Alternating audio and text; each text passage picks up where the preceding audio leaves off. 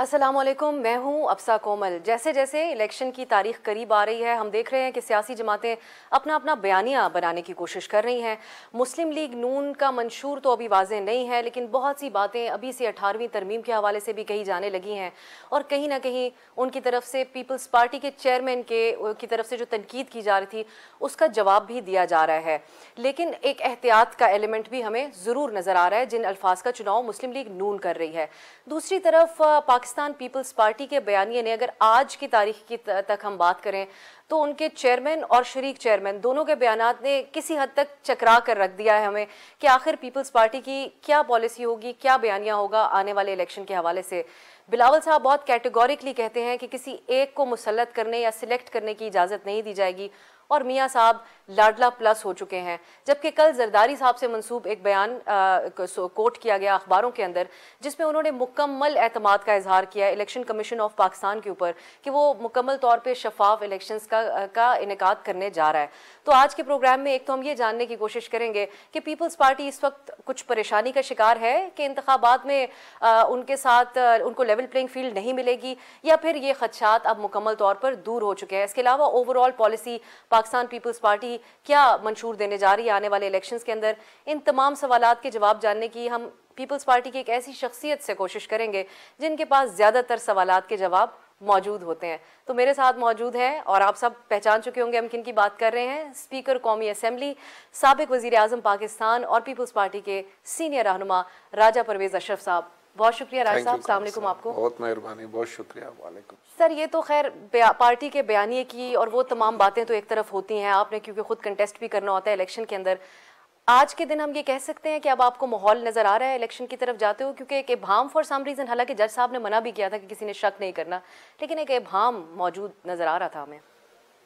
शुक्रिया। मैं समझता हूँ जी कि अब तो कोई इब्हाम नहीं होना चाहिए और फरवरी की 8 तारीख दी जा चुकी है, सुप्रीम कोर्ट में इन राइटिंग दिया जा चुका है, तो इंशाअल्लाह ताला 8 फरवरी को ही इंतखाबात होंगे और इंतखाबात के अलावा कोई चारा नहीं है और यही एक रास्ता है जिस पर चलकर अपने मुल्क में हम इस्तेहकाम ला सकते हैं, अपने मुल्क को आगे बढ़ा सकते हैं और तमाम मामलात जो है ना जिस वक्त गैर यकीनी की कैफियत हो तो रुक जाते हैं। रुका हुआ निज़ाम तो जो है वो डिलीवर नहीं कर सकता। तो इसीलिए ज़रूरी है कि तमाम सियासी जमातें, जैसे आपने कहा, अपना अपना बयानिया रखें, ज़रूर रखें। सियासत में एक ख़ास किस्म का बुखार होता है और उसी में और वो एक माहौल बनाया जाता है। तमाम जमातें चाहती हैं कि उनके कैंडिडेट ज़्यादा तादाद में आएँ, वो हुकूमत बनाएँ, अपने मंशूर पर अमल करें। यही एक मैं समझता हूँ कि सेहतमंद मुकाबला होना चाहिए। जहाँ तक लेवल प्लेइंग फील्ड का तल्लुक़ है या बराबरी का मैदान देने का है तो ये हर जमात का हक़ है। और अगर किसी जमात को, जैसे आपने अभी फरमाया, अगर किसी जमात को इस पर तशवीश है तो उसकी तशवीश दूर करनी चाहिए, उनके शकूक व शबात को ख़त्म करना चाहिए। और जहाँ तक आसिफ अली जरदारी साहब ने ये कहा है कि उन्हें कॉन्फिडेंस है, बिल्कुल ये हर पाकिस्तानी शहरी को कॉन्फिडेंस होना चाहिए और इलेक्शन कमीशन को भी अपने मामलात इस तरह आगे बढ़ाने चाहिए कि तमाम जमातों को उस पर एतमाद हो और उस एतमाद की फ़िज़ा में जब आप इलेक्शन कराएंगे उसका जो भी नतीजा होगा वो तमाम लोग एक्सेप्ट करेंगे। वरना होता ये है जो बदकिस्मती से हमारे मुल्क में हो रहा है कि हर इलेक्शन जो है वो किसी न किसी तौर से उसको जो है ना वो गदला कर लिया जाता है। आप यूँ समझें, उस पर इतने शकूक व शबात होते हैं कि जीतने वाला कह रहा होता है कि मैं बिल्कुल ठीक तरीके से जीता हूँ, बाकी जमातें जो है वो उस पर इल्ज़ामात भी लगाती हैं, कुछ हकीकत भी होती है, जिसकी वजह से जो हुकूमत भी बरसर इक़्तिदार आती है वो डिलीवर नहीं कर सकती। मैं देख रहा हूँ कि ठीक है कुछ हुकूमतों ने काम किए, अच्छे काम भी होते हैं, ज़ाहिर है कुछ कोताहियाँ भी होती हैं, लेकिन ओवरऑल अगर आप जायज़ा लें तो हर हुकूमत के सामने कोई ना कोई जो था ना वो रुकावट थी और मेन रुकावट ये होती है कि उनका तस्लीम ना किया जाना। जब तस्लीम नहीं करते लोग, अपोजिशन तस्लीम नहीं करती, मेजॉरिटी पार्टीज जो है वो तस्लीम नहीं करती, तो फिर माहौल ऐसा बन जाता है जिसमें वो काम नहीं कर सकते। मैं समझता हूँ कि ये एक बहुत अच्छी बात की जनाब आसिफ अली जरदारी साहब ने कि आए सारे मिलें, बैठें और इलेक्शन कमीशन जो है ना ऐसा तरीके से इलेक्शन कराए जिस पर किसी के पास गुंजाइश ही ना हो, कोई ये कह ही ना सके। जहाँ तक तशवीश का तल्लक है या जो शकूक व शबात जनाब बिलावल साहब ने कहे हैं, वो यकीनन बहुत सारी जमातें कह रही थी, आपको पता है, और ये उनका हक भी था। और उनके इन शकूक व शबात को दूर करना चाहिए, इलेक्शन से पहले दूर करना चाहिए। देखें, अगर मैं समझता हूँ कि आप अखाड़े में दो पहलवान उतारते हैं और दोनों को आप यकसा मौका नहीं देते अपनी ताकत का मुजाहरा करने का, एक एक को हाथ बांध देते हैं या किसी के सामने कोई और रुकावट है, तो आप ये नहीं कह सकते कि ये मुनसिफाना मुकाबला है या ये दोनों पलड़े बराबर हैं। फिर आप नहीं कह सकते, पलड़े दोनों बराबर होने चाहिए। ये भी एक अच्छी टर्म थी हमारी सियासत में। हाँ, तो ये और इसको मेरे ख्याल से यही तो ये जिस तरीके से इस टर्मिनोलॉजी को इंट्रोड्यूस करवाया गया राजा साहब। लेकिन जो आपकी गुफ्तगू से मैं नतीजा अखज़ कर रही हूँ वो ये है कि जरदारी साहब तो इलेक्शन कमीशन की हद तक सिर्फ बात कर रहे हैं, बिलावल साहब एक ब्रॉडर बात कर रहे हैं। तो बिलावल साहब किसको मुखातिब कर रहे हैं? अगर वहां से कोई नॉट मिले तो आप लोग इस पूरे इलेक्शन की शफाफियत की बात करें, लेकिन जरदारी साहब ने क्लीन चिट दे दी आइंदा इलेक्शन के लिए। और इस पे मरियम साहिबा, मरियम औरंगजेब अपनी पार्टी की तर्जुमानी करती हैं, उन्होंने कहा कि तो हमारी मुखालिफ सियासी जमात भी मान गई कि शफाफ इलेक्शन के साथ अगले प्राइम मिनिस्टर नवाज शरीफ साहब बनने जा रहे हैं। देखें, अब कोई हर जमात ने अपने मतलब का ही मतलब इस पे नतीजा निकालना है ना जी। हर लफ्ज़ को अपनी तरह अपने अंदाज से उसने समझना की कोशिश करनी है और पब्लिक को समझाने की कोशिश करनी है कि वो जो वो कह रहे हैं वो ठीक है। देखिए, इलेक्शन से पहले तो कोई वज़ीर आज़म नहीं बन सकता। इलेक्शन का मकसद ये होता है कि जिसके पास मेजॉरिटी होगी वो वज़ीर आज़म बनेगा। और हर जमात की ये कोशिश है, ख्वाहिश भी है, जोर भी लगाएंगे कि उनकी जमात ज़्यादा अदबी तादाद से पार्लियामेंट में आए, असेंबली में आए और उनको मौका मिले कि वो हुकूमत तश्कील करें।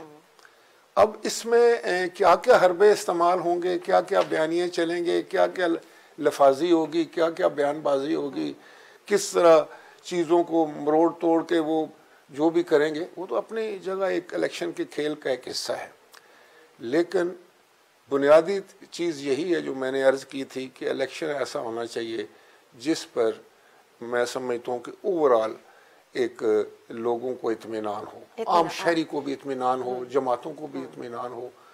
उसके नतीजे में जो हुकूमत भी आएगी वो कामयाब हुकूमत होगी। अब अनवारुल हक काकड़ साहब निगरां प्राइम मिनिस्टर हैं, उनका इस इलेक्शन कंडक्ट करवाने के हिसाब से एक अहम रोल है जिनको आप एक्स्ट्रा जो है इख्तियारात देकर गए हैं आप लोगों की असेंबली।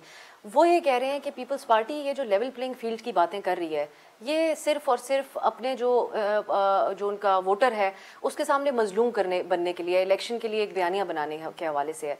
सो संजीदगी पीपल्स पार्टी की अगर इस लेवल प्लेइंग फील्ड के हवाले से, क्योंकि बिलावल साहब ही थे जिन्होंने इमरान खान को प्राइम मिनिस्टर सिलेक्ट का खिताब दिया था, अगर वो ये अब तकरीर दोहराना नहीं चाहते तो इस वक्त आप लोगों को अदालतों से रुजू नहीं करना चाहिए था इसके ऊपर?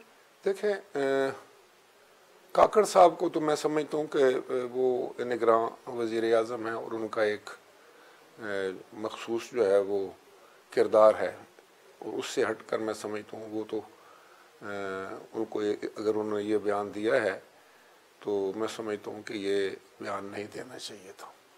उनको बिल्कुल एक न्यूट्रल केयर टेकर के जो है ना वो मनसब को संभालना चाहिए।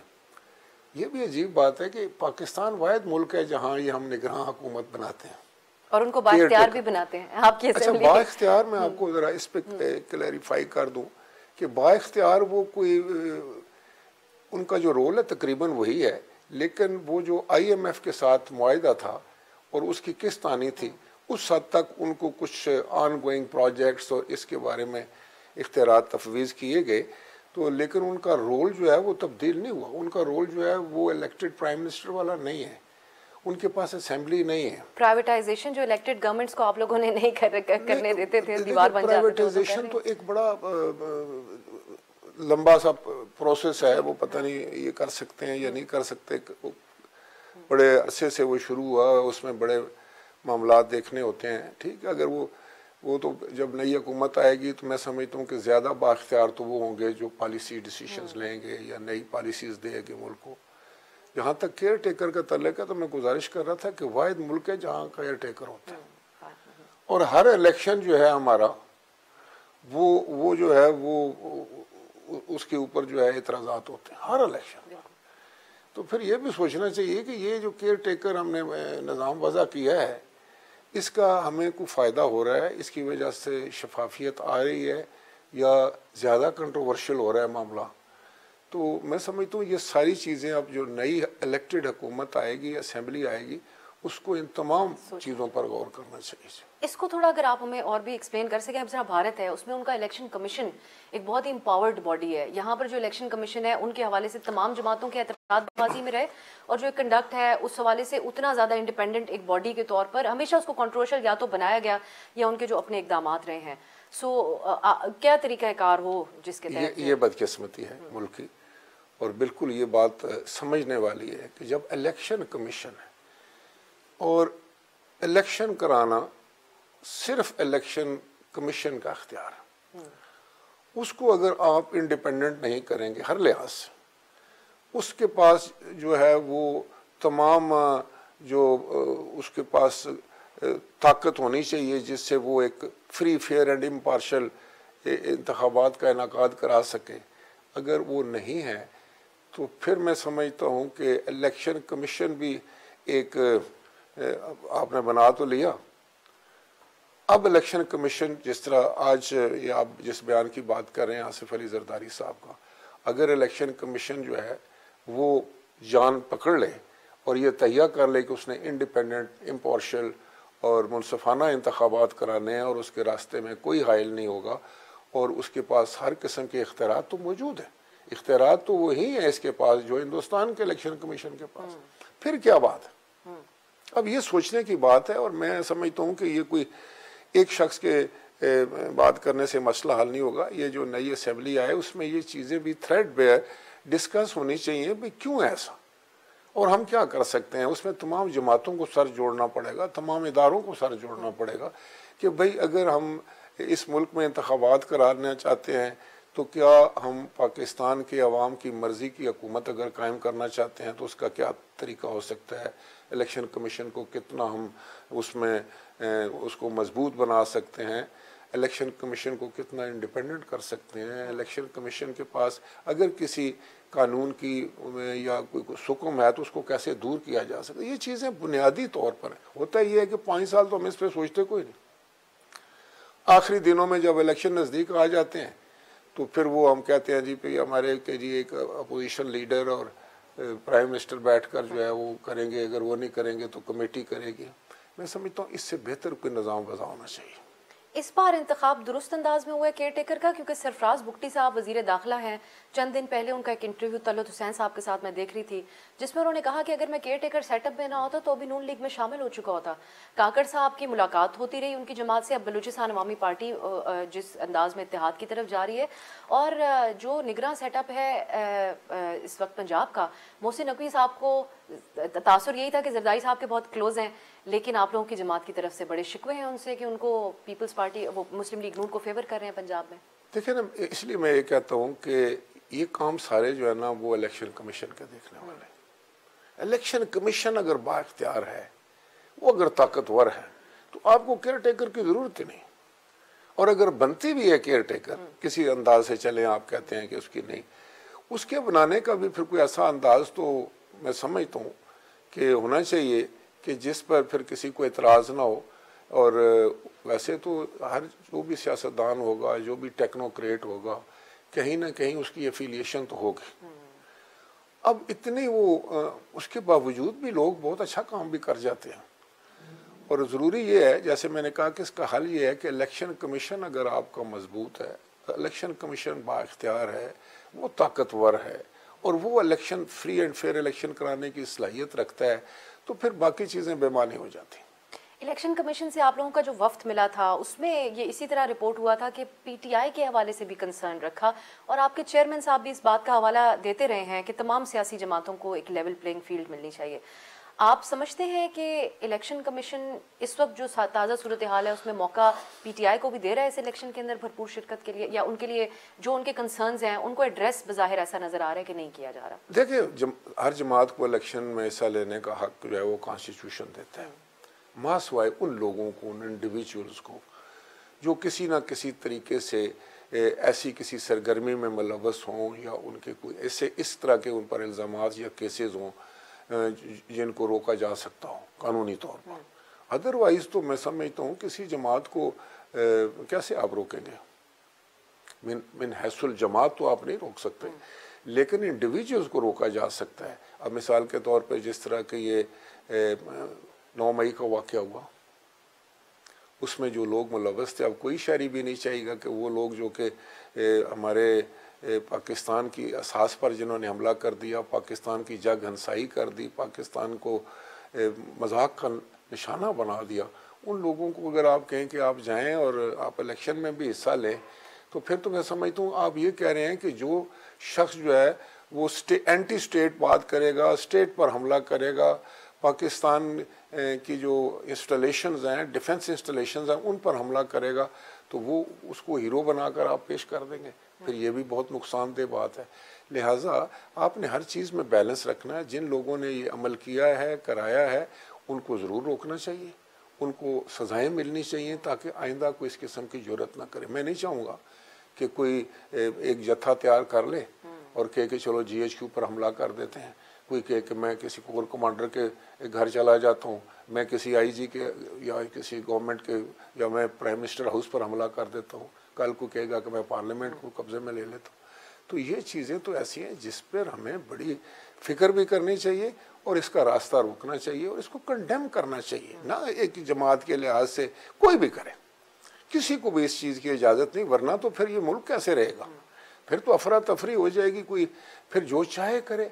कौन है जो कौन सी जमात है जो 10-12 हज़ार बंदा इकट्ठा नहीं कर सकती? आप देखते हैं जो भी जलसे करता भरा हुआ होता है वो।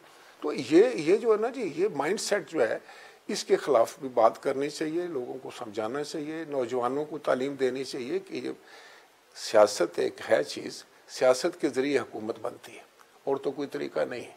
उसको आप सियासत तक ही रखें, उसमें आप तशद्दुद ना लेकर आएँ, उसमें आप एक्सट्रीम पर ना चले जाएं, उसमें कानून हाथ पर ना ले जाएं। ऐसा ना करें कि आप अपने मुल्क का नुकसान करना शुरू कर दें। ये कौन सी सियासत है?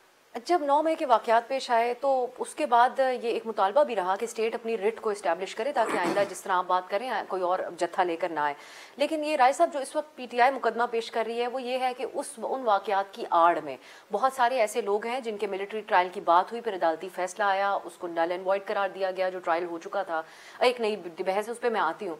लेकिन जिस तरीके से उसकी आड़ में उन वाक़यात के हम देख रहे हैं, जिन्होंने इलेक्शन लड़ना था वो या तो IPP के दफ्तर से अली नवाज अमान साहब इस्लामाबाद से जो कैंडिडेट थे वो हमें अभी कल परसों नमूदार होते हुए नजर आए, और इसके अलावा असद कैसर साहब साबिक स्पीकर हैं, उनको PTI ने अपनी मुज़ाकराती कमेटी का हेड बनाया, जाके मौलाना साहब से मिले, अगले दिन गिरफ्तार हो गए। तो आप नहीं समझते कि ये टैक्टिक्स हैं जो माजी में भी हमने सियासी जमातों के खिलाफ देखे हैं? देखिए, मैं आपको बताऊं कि ये जो आप बात कर रहे हैं ना जी कि कोई टैक्टिक्स इस्तेमाल करके किसी की वफादारी तब्दील करना, अगर कोई खुद ना करना चाहे तो कोई नहीं करा सकता। हम पाकिस्तान पीपल्स पार्टी की एक तारीख रही है, 10-11 साल का मार्शल लॉ का दौर था, बड़ा पावरफुल जनरल ज़ियाउल हक का निज़ाम था, उन्होंने हर किस्म का तशद्दुद किया। यहाँ कोड़े तो नहीं किसी को लगे पब्लिकली, हमें पब्लिकली कोड़े मारे जाते थे, और हमें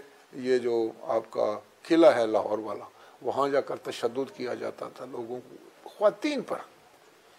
लेकिन मैं आपको बताऊं कि हमारा कोई साथी नहीं टूटा था। अगर आपकी जमात सही है, सियासी जमात है, और उसके बाद जब शहीद जुल्फ़िकार अली भुट्टो को फांसी सजा हुई तो बहुत बड़ा साने था। किसी एक शख्स ने भी पूरे पाकिस्तान में किसी सरकारी अमलाक को या निजी अमलाक को नुकसान नहीं पहुंचाया। हाँ, अपने ऊपर तेल डालकर उन्होंने आग ज़रूर लगाई, लोग जो है वो उन्होंने अपने आप को जलाया, लेकिन उन्होंने एंटी स्टेट कोई एक्टिविटी नहीं की किसी ने। सियासत ये होती है, सियासत ये नहीं होती कि आपका किसी शख्सियत के साथ अगर कोई झगड़ा हो गया है, कोई मसला हो गया है, तो आप चढ़ दौड़े बंदे लेके कि नहीं मार दो, तोड़ दो, उड़ा दो। ये तो एक मैं समझता हूँ कि सियासत का उल्ट है, नफी है। इसको अगर आप सियासत कहते हैं तो ये लोग जो होते हैं मेरे ख्याल में ये इनमें इस्तेकाम तो नहीं है। आप कह रही हैं वो इस्तेकाम में जा रहे हैं, इस्तेकाम एक डिफरेंट चीज़ है कि जहां आप अपने मुल्क के लिए काम करते हैं। सबसे बड़ी वफादारी जो है आपकी पाकिस्तान के साथ है, उसके बाद आप अपनी जमात के मंशूर पर के साथ वफादार होते हैं, आईने पाकिस्तान के साथ वफादार होते हैं, अपनी मिट्टी के साथ वफादारी करते हैं। तो ये क्या बात है कि इसको भी अभी हम सियासत कहना शुरू कर देंगे तो ये और ज़्यादा नुकसान हो जाएगा। ये पार्टियां जिस तरह बनती हैं इसी तरह ख़त्म। राजा परवेज़ अशरफ साहब से हमारी गुफ्तगू जारी है, मज़ीद बात होगी एक ब्रेक के बाद।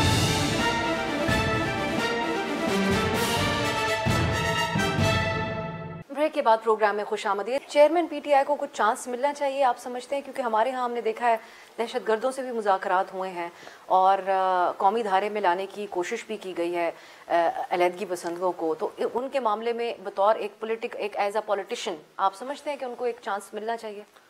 देखिए, मैं समझता हूँ कि मुज़ाकरात तो किसी से भी करने में कोई हर्ज नहीं है, मुज़ाकरात होते हैं।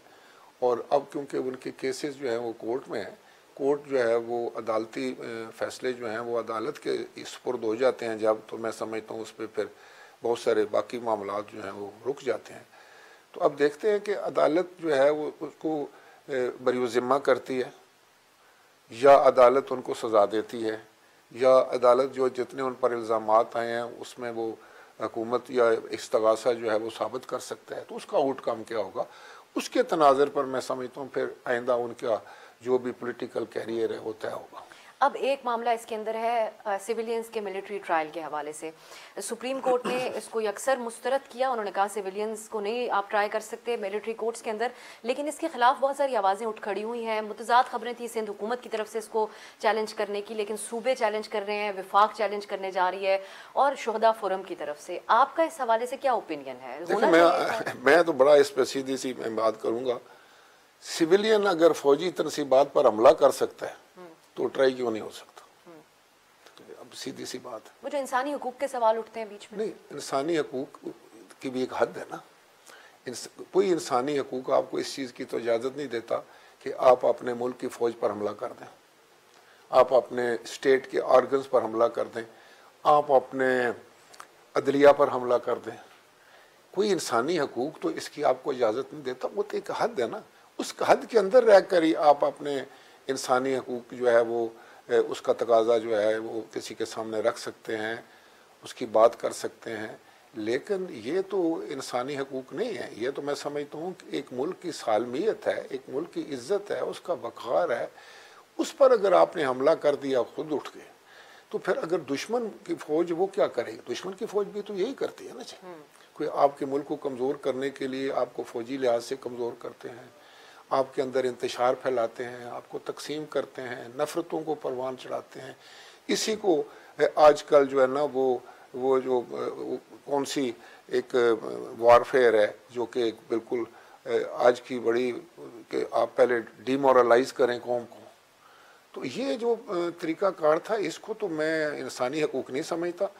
और मैं समझता हूँ कि अदालत ने ठीक है फैसला किया और स्टेट को, गवर्नमेंट को इसके खिलाफ अपील करनी चाहिए, वरना तो ये मजाक बन जाएगा। अगर आप कहें कि कोई बात नहीं है जी, ये तो मैं जो कुछ भी कर लूँगा और फिर मैं कल अपने मामलात को जो है वो सिविल कोर्ट्स में चला लूँगा, 6 साल 10 साल 5 साल ज़मानतें करा लूँगा, बैठा रहूँगा, देखूँगा क्या होता है, फिर आपका मुल्क नहीं चलेगा। मुल्क को अगर आपने मजबूत करना है, इसको चलाना है, तो कुछ जो है ना आपको रेड लाइंस जो है ना वो ड्रा करनी पड़ेगी। उसको जो भी क्रॉस करे, कोई बंदा भी, उसको सजा मिलनी चाहिए। सही, लिहाजा आप सपोर्ट करते हैं जो इस मामले को देखें, हमने फौजी अदालतें को सपोर्ट सारी पार्टियों ने किया था जब यहाँ पर पेशावर में बच्चों के साथ ज्यादती की गई थी, एक जालमाना फेल हुआ था। तो मैं समझता हूँ कि जब वक्त की जरूरत हो तो फौज बाबा हमारी है ना। ऐसे तो नहीं होगा कि किसी बेगुनाह को चला जाएगा, तो ऐसा कभी नहीं हो सकता। अगर कोई बेगुनाह होगा तो बताएगा मैं बेगुनाह हूँ, मैंने ये काम नहीं किया और ये सबूत है मेरे पास। तो जो इस्तगासा होगा, जिसने केस बनाया, वो कहे नहीं जनाब ये तो इसमें शामिल था और इसने ये काम किया है, ये इसकी तस्वीर है, ये इसका जो बाकी हमारे पास सबूत है। तो ये खदशात पैदा होते हैं, करती हैं लोग, और उसमें मीडिया पर भी ये आते हैं। और एक ख़ास हमारे मुल्क में जो कि इंसानी हकूक़ के अलंबरदार हैं, वो सर आँखों पर बहुत ज़रूरी है। मैं समझता हूँ कि उसकी पासदारी भी ज़रूरी है, लेकिन उसकी जो हदूद है वो तो ड्रा होनी चाहिए कि कहाँ तक इंसानी हकूक़ को हम इस्तेमाल कर सकते हैं। फ़र्ज़ करें कि अभी तो दुनिया में जो है वो आपको पता है कि फांसी नहीं दी जाती, उसको भी इंसानी हकूक़ कहते हैं कि अगर इसकी जान नहीं लें आप, उसको उम्र कैद कर दें या कुछ करें। लेकिन हमारे हालात क्या हैं? हम अगर ये सज़ा वापस लेते हैं या नहीं देते, जो कि मैं समझता हूँ बहुत अरसा से यहाँ पर भी अमल नहीं हो रहा, तो अब दुनिया के साथ भी आपने चलना है, अपने आप को भी प्रोटेक्ट करना है, अपने मुल्क के वकार को भी सामने रखना है, अपनी स्टेट की भी हिफाजत करनी है, वरना तो ये टूट जाएगी ना जी। स्टेट क्या है? एक आइन है जिसमें सारा कुछ लिखा हुआ है, एक तरीकाकार है या एक प्रैक्टिस है या एक निज़ाम है जिसको आप लेकर चल। अगर आप उस निज़ाम को खुद नहीं तोड़, सिलेक्टिव रद्द अमल होता है ना स्टेट का, हमारी स्टेट का सिलेक्टिव किस्म का रद्द अमल होता है। पीटीवी पे भी हमला हुआ, रेडियो पाकिस्तान के ऊपर भी हुआ, सुप्रीम कोर्ट पे भी हुआ, यही पीटीआई इन्वॉल्व थी, तब तो किसी के कानों पर जू नहीं रही। देखिए हालात की बात है, हालात की बात है। उसमें मैं आपको बताऊं ना जी, जू तो उस वक्त भी रहेंगी थी। हमने तो उस वक्त भी कहा था कि ये जुल्म है और इसको रोको, वरना तो आपका मुल्क ही टूट फूट जाएगा।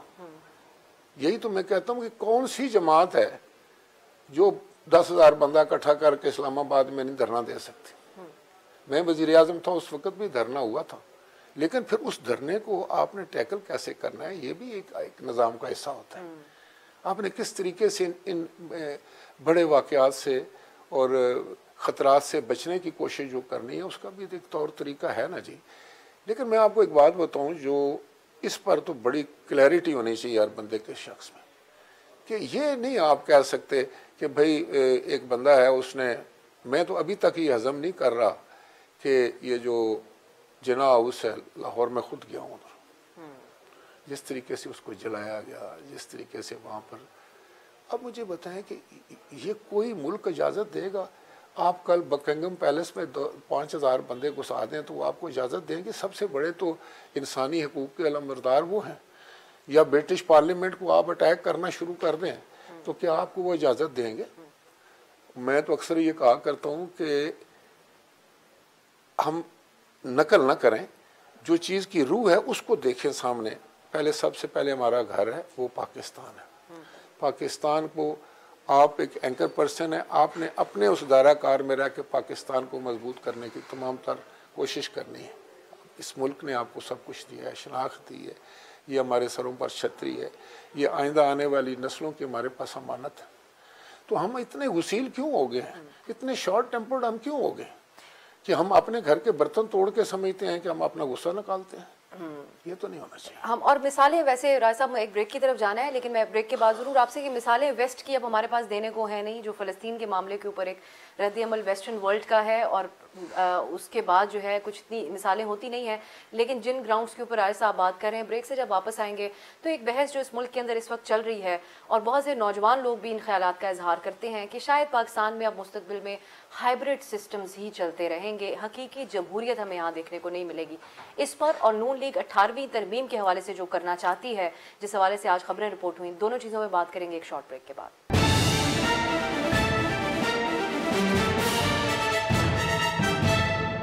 ब्रेक के बाद प्रोग्राम में खुशामदीद। हम प्रोग्राम में गुफ्तगू कर रहे हैं राजा परवेज़ अशरफ साहब से, और मुख्तलिफ अमूर हैं जिनमें पीपल्स पार्टी की आने वाले दिनों में इलेक्शन कैंपेन में क्या चीज़ें शामिल होंगी, उस पर भी हम बात करेंगे। राजा साहब, ये जो बहस है ये बड़ी खुलकर आजकल होती है कि ये पाकिस्तान के अंदर कबूलियत की सियासत है। आपके चेयरमैन साहब जब खुलकर बात करते हैं तो आपकी जमात को फॉलो करने वाले बहुत सारे लोग भी इस बात के ऊपर उनकी बात पे यकीन करते हैं। सो अगर कबूलियत की सियासत पाकिस्तान के अंदर है और बैक टू बैक दो अदवार के अंदर अगर ये चीज़ हमें देखने को मिल रही है, तो इसको जमहूरियत कहना और एक हकीकी जमहूरियत कहना इंटेलेक्चुअल डिसऑनेस्टी नहीं है, इसको हाइब्रिड सिस्टम कहकर पुकारा जाना चाहिए? देखिए, मैं आपको बताऊं कि नाम तो आप कोई भी ले लें, इसको हाइब्रिड कहते हैं, जमहूरियत कहते हैं, कोई कहेगा कि नहीं जमहूरियत है, कोई नहीं कहेगा। लेकिन हकीकत यही है जो पहले बात हुई थी कि जब तक पाकिस्तान के अवाम आज़ादाना तौर पर उनको एक फ्री फेयर इलेक्शन नहीं मिलता जिस पर कोई एतराज़ ना कर सके, उस वक़्त तक तो आपकी जमहूरियत जो है वो ऐसी लूली लंगड़ी चलेगी और वो शायद कोई आपको डिलीवर ना कर सके, क्योंकि जो आप इस तरह की जो भी निज़ाम तश्कील देते हैं, बनाते हैं, वो उसमें वो जो असल रूह है वो नहीं होती। असल रूह के बगैर जो अगर सिर्फ नमूना है ना, अगर अभी देखें ना इलेक्शन कमीशन ने काम अगर करना है तो इसके सामने कोई रुकावट नहीं होनी चाहिए ना जी, वो ऑल इन ऑल है। वो कहें अगर कुछ ज़रा भी इधर उधर हो तो वो कहें कि नो, तो फिर लेकिन ऐसा होता तो नहीं है। तीसरी दुनिया की ये है, मुश्किलात हैं, आगे बढ़ना है अभी, लेकिन बड़े अकल से, बड़े समझ से, बड़े सब्र से। कोई बहुत ज़्यादा यहाँ पर जो है ना जी वो इनकलाबी बातें करने से मामलात नहीं ठीक होंगे। लेकिन रियलिस्टिक बात करने से तो राय साहब होंगे, प्रैक्टिकल और रियलिस्टिक बात भी तो करनी होगी हमें। नहीं, आपने रियलिटीज़ को सामने रख कर बात करनी होगी। देखें, अब एक सियासतदान है, उसकी सारी ज़िंदगी लग जाती है इस काम में, 40 साल 50 साल वो इस काम को करता है। एक बंदा है वो कहीं से आ जाता है चलता फिरता, अब दोनों एक जैसा काम नहीं कर सकेंगे। एक एंकर पर्सन आप हैं, आपने पहले एक बड़े उस पर काम किया, फिर अभी माशाल्लाह कर रही हैं। कल एक कोई और खातून आकर बैठ जाए मेरा इंटरव्यू लेने में, पहले ही दिन तो वो कामयाब नहीं होगी। तो ये जो एवोल्यूशनरी सिस्टम था ना, जो हमारा तकमील पा जाना चाहिए था, अभी तक मुकम्मल हो जाना चाहिए था, वो बदकिस्मती से नहीं हो सका। उसमें सबका किया धरा है, उसमें सियासतदान भी शामिल हैं, उसमें हमारे अदारे भी शामिल हैं, उसमें हमारी जुडिशरी भी शामिल है, उसमें हमारी ब्यूरोक्रेसी भी शामिल है। मिन हैसल कौम हम वो सिस्टम जो है ना उसको इन प्लेस नहीं कर सके, ये मानना पड़ेगा। ये मान के फिर बैठना पड़ेगा, फिर सर जोड़ने पड़ेंगे, फिर आपको समझ लगेगी कि अब मैं क्या करूं। कोई अगर ये कहता है कि नहीं ये सारा मामला तो इसी तरह चले, ये जिस तरह मैं चाहता हूं वो चले, तो नहीं चलेगा। लेकिन राय साहब, इस चीज़ के मुखालिफ तो आपके चेयरमैन साहब का बयान जा रहा है। एक तरफ नून लीग मियाँ साहब को प्रेजेंट कर रही है और हकीकतन वो 3 बार के प्राइम मिनिस्टर रहे हैं, इस वक्त मुल्क के अंदर जो एक्सपीरियंस्ड पॉलिटिशियंस हैं उनमें से एक हैं। लेकिन आपके चेयरमैन साहब कहते हैं ये 60-70 से ऊपर की उम्र वाले जो हैं ये अब घरों में बैठ के आराम करें, अगली बारी हमें दी जाए और पहली बार नौजवानों को, बिल्कुल नौजवानों को आगे आना चाहिए। और 60-70 साल वाले भी जो हैं वो भी ज़रूरी है, नौजवान बहुत ज़रूरी है, नई सोच को आना चाहिए। अब मैं समझता हूँ कि बिलावल भुट्टो साहब एक नौजवान हैं और उनमें एक जज्बा है, वो इंशाअल्लाह ताला वो आगे आएंगे और उनको पजीराई मिल रही है मुल्क में, नौजवानों में वो मकबूल हो रहे हैं। लेकिन ये है कि अब कोई आप इस पे कोई भार नहीं लगा सकते। एज लिमिट सियासतदान नहीं, वो नवाबजादा नसरुल्लाह खान से किसी ने पूछा था कि ये सियासत में नए चेहरे नहीं आ रहे, उन्होंने फरमाया था कि नए चेहरे तो सिर्फ फिल्मों में ही होते हैं। तो इसलिए सियासत में हर आदमी को हक है, हर उम्र वाले को हक है।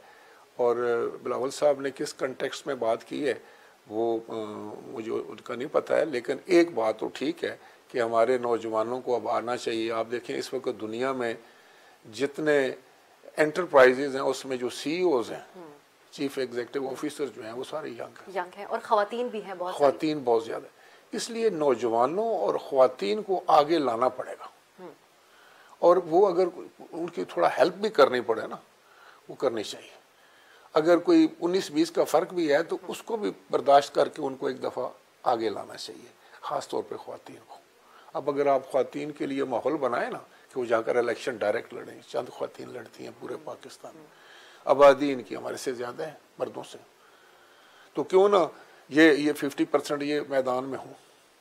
वो इसलिए कि उनको अभी तक वो माहौल हम नहीं दे सके, उनके लिए वो निज़ाम अभी तक हम वज़ा नहीं कर सके जहाँ पर इस बात का कोई किसी को फिक्र ना हो कि मैं मर्द हूँ या औरत हूँ, मुझे बराबर का फील्ड है।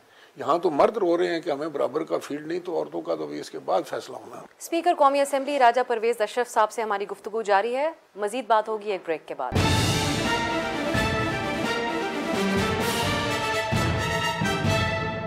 ब्रेक के बाद प्रोग्राम में खुश आमदीद। चले फिर अब एक और मामला है, 18वीं तरमीम आपके दिल के करीब है ये मामला। इसके ऊपर मंशूर टीम मुस्लिम लीग नून की सर जोड़कर बैठ गई है आज की रोजनामा डॉन की खबर के मुताबिक, और वो ये चाह रहे हैं कि इंतखाबी मुहिम के अंदर इसको इस्तेमाल करेंगे। आइदर हम इसमें तरमीम करेंगे या हम इसको ऑल टुगेदर रिवर्स कर दिया जाएगा। तो आप समझते हैं इसके ऊपर आपका क्या मौक़िफ़ है? सूबों के हवाले से वो कहते हैं वसाइल की जो तकसीम है उसमें विफाक के ऊपर तमाम बोझ रहता है, और ये एक ऐसा मामला है इसमें खान साहब भी बहुत बयान दे चुके हैं। देखिए, मैं आपको एक बात बताऊं कि जो आईनी तरमीम्स है ना जितनी भी, उसके लिए आपको 2/3 की अक्सरियत चाहिए असेंबली में। उसके बगैर तो आप बात तो कर सकते हैं, अमली तौर पर कुछ नहीं हो सकता। दूसरा ये है कि ये जो 18वीं तरमीम थी, इसमें कोई किसी शिक पे ज़रूर एतराज़ हो सकता है, किसी को कोई उसको कह सकता है कि भाई ऐसा नहीं, ऐसा होना चाहिए था। ये तो एक मुमकिन बात है, और ये कोई ऐसा नहीं होता कि जिसमें तब्दीली नाजायज़ हो जाए करनी। वो तो फिर जो बनाने वाला फोरम है वो उसमें तब्दीली भी कर सकते हैं। लेकिन इसमें एक चीज़ का बहुत ख्याल रखना पड़ेगा कि ये पाकिस्तान जो है वो 4 इकाइयाँ हैं उसकी, ये फेडरेशन है। बहुत सारे मामलात ऐसे होते हैं कि आप देख रहे होते हैं कि ये ज़रूरी हैं, लेकिन माहौल नहीं बन रहा होता कि आप उसको पास करवा लें या उस पे एतराज़ात ख़त्म करवा लें।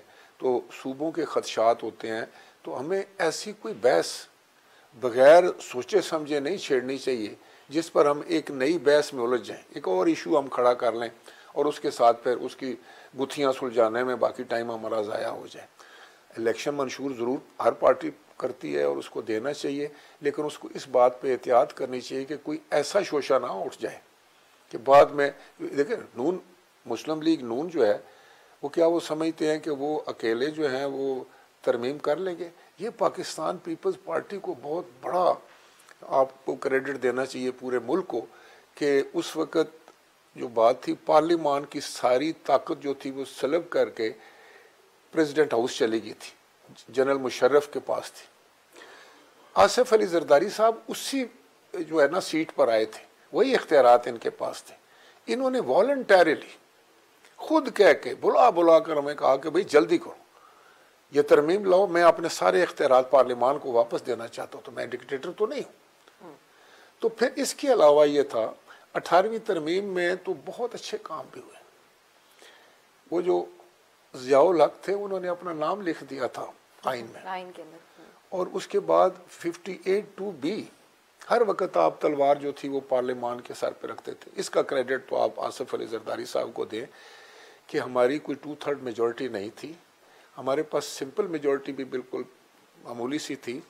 तो तमाम जमातों को बैठा के, तमाम मकातबे फ़िक्र के लोगों को बैठा के पूरी सोसाइटी में डिबेट डिस्कशन करने के बाद ये तरह हुई है 18वीं तरमीम जिसको आप कहते हैं।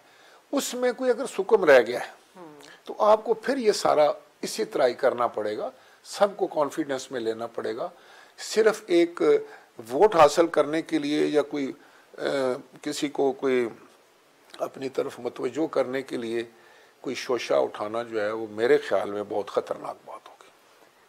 अच्छा, ये यकसर आप इसको मुस्तरद नहीं कर रहे, आप कह रहे हैं बात फिर भी हो सकती है। मैं सिर्फ वो आपके मेरे मतलब कहने का मतलब ये था कि हो सकता है कि कुछ इसमें तब्दीलियां ज़रूरी हों, लेकिन जब आप इस अंदाज से करेंगे कि और वो बाकी लोग आप पर ऑब्जेक्शन करना शुरू कर देंगे, तो फिर तो आपने वो पहले ही कंट्रोवर्शियल कर दिया, अच्छा काम भी कंट्रोवर्शियल कर दिया।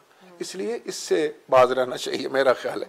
ये और बहुत सारे आपके मंशूर की बातें हो सकती हैं वो करें, लेकिन जब कॉन्स्टिट्यूशन पर आप आते हैं तो you have to be very careful. आखिर में राय साहब, क्योंकि अब इलेक्शन के लिए आपकी सरगर्मी भी तब्दील होगी, 30 के बाद हम देखेंगे आपके साहिबजादे भी कंटेस्ट करेंगे इस इलेक्शन के अंदर, और ये मैं जानना चाह रही थी कि आपकी मसरूफियत तो बहुत रही यहाँ पर, लेकिन हल्के के जो मसाइल हैं अवाम के, और एक बड़ी तादाद है वहाँ पर भी आपके इलाके से नौजवानों की भी, जो बड़े ब्राइट यंग पीपल, उनके मसाइल से आप वाकिफ़ हैं? आप समझते हैं कि क्योंकि बड़ा क्रूशल इलेक्शन तो होने जा रहा है। मैं बड़ा अल्लाह ताला का शुक्र अदा करता हूँ कि मैं बुनियादी तौर पर एक फील्ड वर्कर हूँ। मैं जिस मनसब पर भी रहा, मेरा जो नाता है, जो रिश्ता है, जो तल्लक है, जो वास्ता है अपने वोटर के साथ, वो हमेशा कायम रहता है। और नौजवान जो हैं वो, उन पर मुझे बड़ा फ़ख्र है। मेरे अपने हलके के नौजवान, सारे पाकिस्तान के नौजवानों पर फ़ख्र है, लेकिन गुजर खान के नौजवानों ने हमेशा मेरा साथ दिया है। और अल्लाह ताला की मेहरबानी है कि मैंने भी हमेशा उनके लिए काम किया। इस वक्त जो इन हालात में भी हम पंजाब यूनिवर्सिटी का कैंपस जो है वो गुजर खान लेकर आए हैं और अब उसमें दाखिले शुरू हो चुके हैं। अल्लाह की बहुत बड़ी मेहरबानी हुई है कि ये साल सवा साल के अंदर हमने ये सारे मराहल तय किए, जो कि बड़ा लंबा प्रोसीजर होता है यूनिवर्सिटी को लाना और उसने वो। और अब हमारे नौजवानों को अपने घर में ही तालीम उनको मुयस्सर आएगी। अब उनको लाहौर या इस्लामाबाद या हॉस्टल्स में नहीं जाना पड़ेगा। तो ये मेरा एक देरीना ख्वाब था, अल्लाह ताला ने उसको मुकम्मल कर दिया है। हमारे इलाके में बहुत काम होने वाले हैं, लेकिन बहुत सारे काम हो भी गए हैं खुदा के फजल से। हमारे पास नौजवान जो हैं वो बड़े ज़ीरक और बड़े मेहनती नौजवान हैं। और ये भी आपको पता होगा कि तहसील गुजर खान जो है वो बुनियादी तौर पर मादरे वतन का दफ़ा करने वालों की तहसील है। तहसील गुजर खान के सीने पे 2 निशाने हैदर, और बेशुमार हमारा कोई ऐसा कब्रिस्तान नहीं जहाँ आपको पाकिस्तान का झंडा नज़र नहीं आएगा कि जो शहीद की कब्र पर नहीं है। कोई ऐसा कब्रिस्तान नहीं, हर कब्रिस्तान में शहीद दफन है।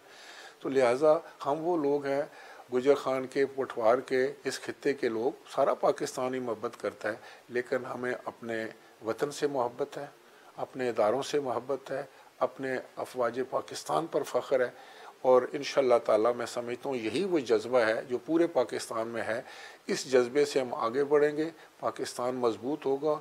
हमें मस्बत बात करनी चाहिए, अगर कोई मनफी बात है भी तो in the larger interest of the country उसको ज़रा छुपा देना चाहिए। हकीकत ये है, जिस तरह हम घर में करते हैं, घर में कई चीज़ें मस्बत होती हैं, कई मनफी होती हैं। तो देखिए, हम मस्बत बातों का तो ढंढोरा पीटना चाहिए हमें, लेकिन मनफी का नहीं। मनफी बातें जो घर की होती हैं हम नहीं बताते बाहर।